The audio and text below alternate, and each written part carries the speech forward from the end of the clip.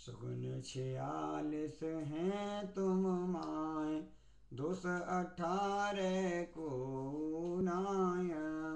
मोह महातम नाशक दीप, नमो चंद्र प्रभु राख समीप। अष्टम तीर्थंकर चंद्र प्रभु भगवान को नमन करता हुआ मैं doctor Sushil Jain, Mainpuri, UP, India, आप सभी की परमात्म शक्ति को प्रणाम करता हूँ। मेरा स्नेह स्वीकार करें। दशलक्षण की चर्चा करते हुए आज सत्य धर्म की चर्चा करनी है। वारस अनुपेक्षा में आचार्य कुंद कुंद स्वामी लिखते हैं, पर संतावय कारण वैणम मोत्तूर्ण सपराहिदम वैणम, जो बदत भिक्ख तुर्यो तत्सौ धम्मे हवे सत्यम। बोल बचन स्वपर उपकार, सत्य स्वरूप सुधा ओनहार। मिथ्या बचन कहे नहीं भूल, सोही सत्य धर्म तरमूल। दूसरों के हृदय में संताप दुख को उत्पन्न करने वाले वचनों को छोड़ जो भिक्षु स्वपर के हित करने वाले वचन बोलता है उसके सत्य धर्म होता है। सत्येतम यत् कथ्यते तत्सत्यम। आचार्य ने कहा, सदैव ऐसा बोलो जो हित मित अप्रिय हो, हितकारी हो, वचनों से किसी का अहित अलाभ नुकसान न हो जाए, मीठा हो, सुनने में बुरा कड़वा न लगे, तथा प्रिय हो, अप्रिय शब्दों का प्रयोग न करो। एक शिकारी एक मुनिराज की परीक्षा करने को आया। उसके हाथ में एक चिड़िया थी जिसकी गर्दन उसने अपनी मुट्ठी में पकड़ रखी थी। उसने महाराज से पूछा, महाराज ये चिड़िया जिंदा है या मरी? महाराज ने चिड़िया की ओर आंख देखी और समझ गई कि चिड़िया तो जिंदा है, फिर ये क्यों पूछ रहा है? महाराज ने उत्तर दिया, चिड़िया मरी है। और जैसे ही महाराज ने ये उत्तर दिया, शिकारी ने चिड़िया को उड़ाकर कहा, महाराज आप तो झूठ बोलते हैं। यहाँ ये झूठ नहीं है, महाराज ने कहा। यदि मैं ये कहता कि चिड़िया जिंदा है तो तुम अपनी मुट्ठी का कसाव करते, चिड़िया की गर्दन दबा देते और उस चिड़िया के प्राण निकल जाते और फिर कहते कि चिड़िया तो मरी थी।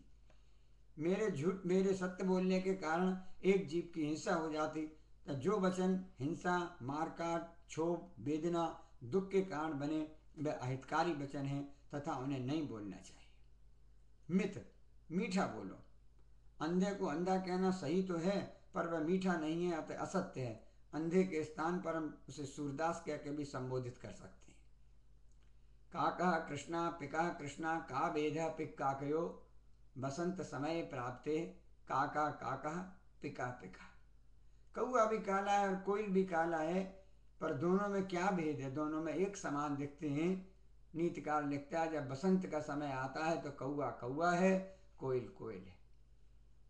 कागा का को लेत है, कोयल का को देत, मीठी वाणी बोल कर सबका मन हर ले। तेरे भैया सबका मन हर ले। कौआ किसी का लेता है? कुछ नहीं लेता। कोयल किसी को कुछ देती है? कुछ नहीं देती। लेकिन लोग कौए की वाणी नहीं सुनना चाहते और कोयल की वाणी को सभी पसंद करते हैं, इसलिए कहा मीठा बोलो। ऐसी वाणी बोलिए मन का आपा खोए, औरन को शीतल करे आपहु शीतल होय। कबीरा आपहु शीतल होय। इसलिए आचार्य कहते हैं, सदैव ऐसा बोलो जो सुनने में मीठा लगे, हृदय को अच्छा लगे।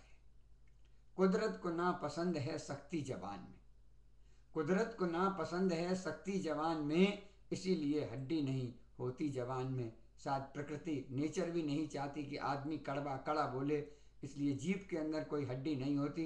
जिस प्रकार जीभ मृद है, उसी प्रकार मृद परिणामों के साथ बोलो। बात संभाल के बोलिए, बात के हाथ न पाओ, एक बात मित्रता करे, एक बात करेगा। इसीलिए कहा गोली से बोली विकट है। किसी को गोली मार दो तो व्यक्ति एक ही बार मरता है, प्राण निकल जाते हैं, लेकिन जब बोली की गोली लगती है तो वो जीवन भर दुख देती है। वचन बड़ा अनमोल है, बोल सके तो बोल, ये तराजू तोल कर, पीछे मुख से खोल रे भैया, पीछे मुख से खोल। गर्हित, निंदित, अप्रिय, साबद्ध वचन कभी नहीं बोलने चाहिए। एक अप्रिय वचन महाभारत का कारण बन जाता है। द्रौपदी ने इतना ही तो कह दिया था कि अंधों के अंधे ही होते हैं। झूठ तो नहीं कहा था, सच था, पर इस एक अप्रिय कथन ने महाभारत करा दिया। इसीलिए कहा, सत सम्यक और प्रशस्त वचन कहना, सत्य धर्म है सुंदर। माता पिता को मम्मी और डैड कहना भी अप्रिय वचन ही प्रतीत होता है। असत्य समझो। मम्मी मिस्र के प्रांगणों में मरी हुई संरक्षित डेड बॉडीज को कहते हैं, और डेड तो मरा हुआ है ही। ऐसे मॉडर्न लैंग्वेज आचार्यों की दृष्टि में, अपनी परंपरा की दृष्टि में ठीक नहीं लगती। अच्छा, आचार्य कहते हैं कि अपनी परंपरा को स्वीकार करो, अंतस में झांक के देखो। आचार्यों ने सत्य के दो भेद किए, पारमार्थिक और लौकिक। पारमार्थिक सत्य के भी तीन भेद हैं। परम सत्य वही है, सत्यम शिवम सुंदरम। सत्य को शिव कहा है, मोक्ष कहा है। इसीलिए परम सत्य अरहंत भगवान और सिद्ध परमेष्ठी का कहा। अरहंत भगवान की जो दिव्य ध्वनि खिरती है ओंकार रूप, उसी दिव्य ध्वनि को विश्व में सर्वश्रेष्ठ परम सत्य कहा है। उत्तम सत्य मुनिराज का हो जाए, जो सत्य के महाव्रत का पालन करते हुए सत्य धर्म को जीवन में उतारते हुए भाषा समिति पूर्वक बोलते हैं तथा वाक गुप्ती का अभ्यास करते हैं तथा स्वपर कल्याण की भावना रखते हुए समेत उच्च वचन बोलते हैं।